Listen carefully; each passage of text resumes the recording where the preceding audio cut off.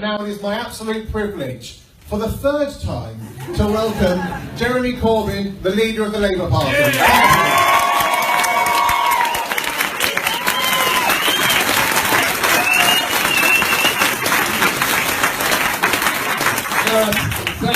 Thank you very much, Gareth, and thank you to every single person in this room today for making the journey here to Stoke, if you're from other parts of the country or from the city itself, to get out there on the doorsteps and make sure we put the best possible Labour case forward in this by-election.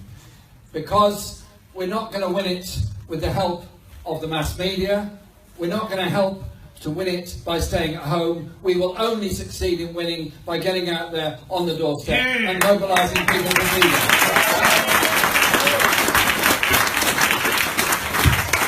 And Gareth was quite right in putting it this way about UKIP. I've been following UKIP in the media for the last few days, and it's a sad life when you have to follow UKIP in the media. What do they offer? Nothing. To people who need a house, to children in school, to people in hospital, to those needing social care, to those wanting a secure job, to young people wanting an apprenticeship or the opportunity to go to college or university and make the most of their lives. UKIP offered nothing, nothing, nothing and nothing again to any one of those groups, because all they can do is trade on prejudice, blaming minorities, dividing communities, always blaming somebody else. Yeah. And then behind it is the real Trojan horse. The Trojan horse of privatising our NHS, giving it away to the lowest bidder in order that we will all end up paying for healthcare. That is the real UKIP agenda. We offer something very, very different. Because we're the Labour Party. Because we were founded on the very principle of sharing wealth, sharing resources, and ensuring every child has a decent opportunity in school and everybody matters in society. Yeah.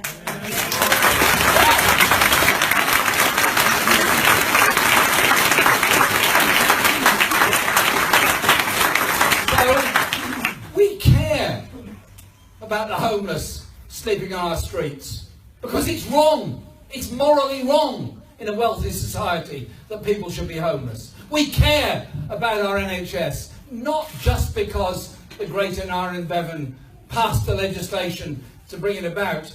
We care about it because it's health care as a human right, free at the point of use. Yeah.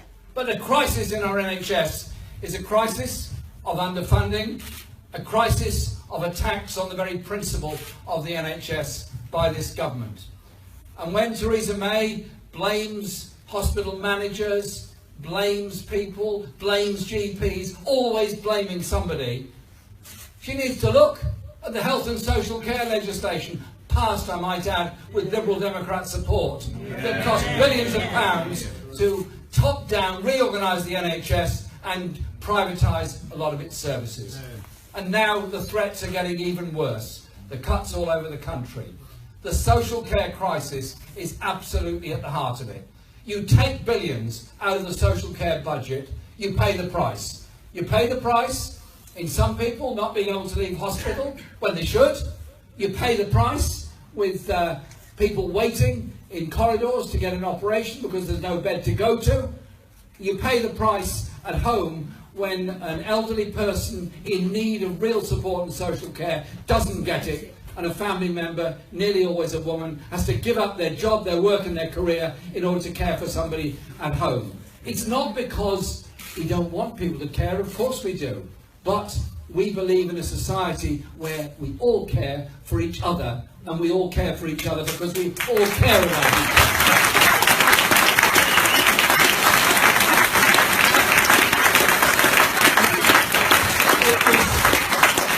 I was brought up to understand as a basic socialist belief, and I'm very proud of it. Then you look at the other issues that are faced. Education in our society. It was a Labour government that opened the children's centres. It was the Labour government that brought about Sure Start. It was a Labour government that introduced comprehensive education. It was a Labour government that works on the principle that all children matter. This council in Stoke, the Tory UKIP coalition, what are they doing? Closing children's centres, laying off children's centre workers. What does that say to the family facing difficulty? What does that say to the child that needs a chance in life in those crucial early years before you get to go to primary school? We know which side we're on. We're on the side of public investment in our education system for all of our children.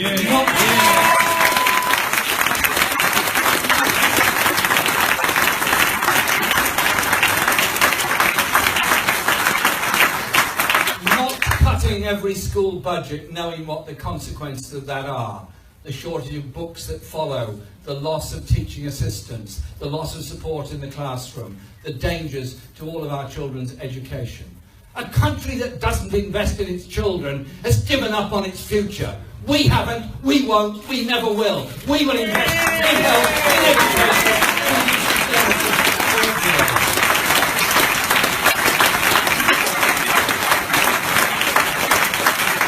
So when you go out knocking on the doorsteps, and if somebody comes up to you and says, they're all the same, tell them this.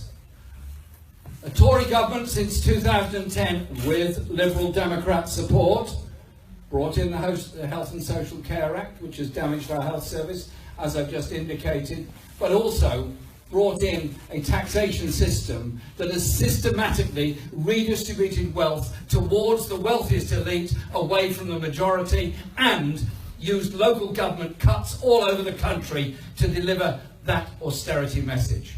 We're a party that challenges that orthodox economic thinking that says the poor majority must pay for the banking crisis of 2008. As far as we're concerned, the way forward is protecting our public services, but it's also investing. That's why a Labour government would establish a national investment bank. That investment bank will be regionally based. That investment bank will invest in the infrastructure we need, the housing we need, the health we need, and invest in the new industries we need of the future. So those brilliant skills that are here in the potteries, that made the name of these great cities, these towns, that made the name of such high quality products all around the world, will be used to make good quality, high-tech industries of the future. Because it's the Labour ideas on investment that are about giving an opportunity to everybody. We know what the Tories offer, we know what UKIP offers. And this election is presented somehow or other as the only show in town of the Tories and UKIP. Well, there are wealthy people who own a lot of the media, and a lot of very wealthy people who are not happy when we're putting forward the kind of sensible, radical ideas that we are about the kind of society we can be. It was Labour that won so many of the civil rights and civil liberties we have within our society. It was a progressive agenda on women's rights, on disability rights, on anti-discrimination, all those things that have so benefited so many people within our society. We defend all of those things, but we demand more. Winning this by-election here in Stoke on Thursday will be a sign. UKIP have no place. The politics of hate, the politics of division, the politics of attacking vulnerable minorities has no place in our society. We bring people together.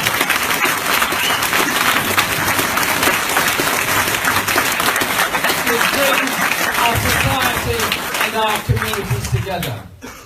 We offer young people the hope of decent education, the hope of decent qualifications, the hope of decent jobs, the hope of real security in the future.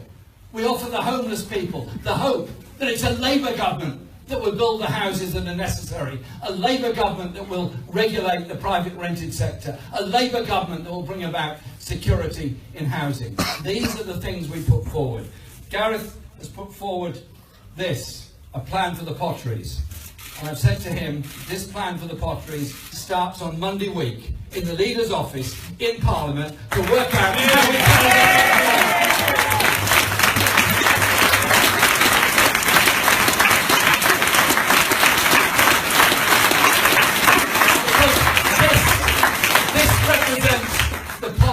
hope, the politics of investment, the politics of caring for everybody within our community. I want to thank you all for being here today. I want to thank all my colleagues from Parliament being here today. I want to thank all of our staff in head office and regional office that have put so much into this campaign. Because this campaign will result in a Labour victory on Thursday, but this campaign will also strengthen and build our party, not just here, but all over the country. Don't listen to the naysayers. Get out there, knock on those doors, listen politely to what everybody says, engage with people as we want, and say that the insecure work, the insecure living, the insecure future that so many people are threatened with all the time can be different. It can be different when we bring people and communities together. It's the Labour way to bring people and communities together. It's the Labour way to bring the whole country together. So we have an endeavour to conquer inequality, to conquer the bad housing, to conquer the problems on health and everything else. That is the way forward for all of us. So today, thank you for being here, but don't go until you've picked up your voter identification papers, you've picked up a good supply of leaflets, if you don't want to see anyone back here, and you're out there talking to all those people to ensure that Gareth becomes the MP for Stoke on Thursday. Thank you very much.